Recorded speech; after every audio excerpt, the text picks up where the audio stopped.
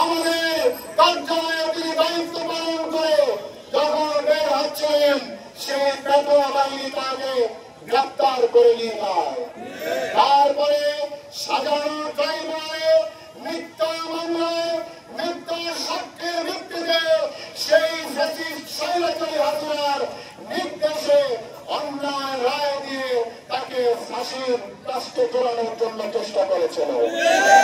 আজকে বাংলাদেশে প্রমাণ হয়েছে, একবার নয় হাজার বার প্রমাণিত হয়েছে ওই ট্রাইব্যুনাল ছিল মিথ্যা, ট্রাইব্যুনালের প্রতিটি মামলা ছিল মিথ্যা, ট্রাইব্যুনালের প্রতিটি সাক্ষী ছিল মিথ্যা।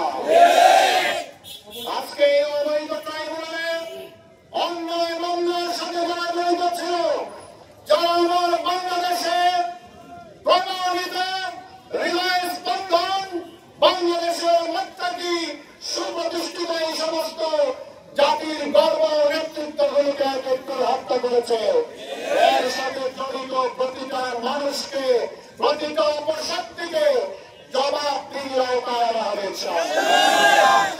ছাড় পাবে না। আল্লাহ রাব্বুল আলামিন মজলুমের পক্ষে যেভাবে ফয়সালা দিয়েছেন, অমীমাংসিত বিষয়গুলো এক এক করে মীমাংসা হবে ইনশাআল্লাহ। আমরা বিভিন্ন সারা 64 জেলায় আমরা কারাগারে একটা কারাগারকে এবং সারা দেশকে কারাগারে পরিণত করা হয়েছিল। আমাদের সকলের দাবি হচ্ছে আজহার ভাইকে মুক্তি দিতে হবে।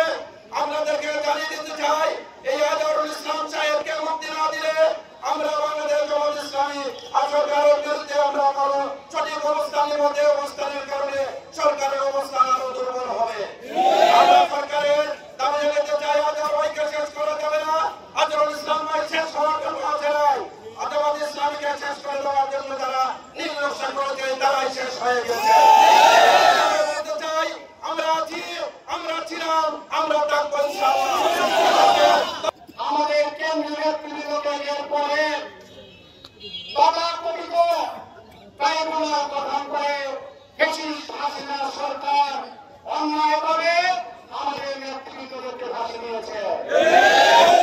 আজকে আমাদের প্রিয় নেতা আজহারুল ইসলাম ভাই আমাদের মধ্যে জীবিত আছেন। দ্বিতীয়বার বাংলাদেশ স্বাধীন হওয়ার পর আমরা অন্তর্বর্তীকালীন সরকারের কাছে প্রত্যাশা করেছিলাম ফ্যাসিস্ট সরকারের মতো আমাদের সাথে আচরণ করবে না, আমাদের নেতৃত্বে তারা নিঃশর্ত মুক্তি দিবে।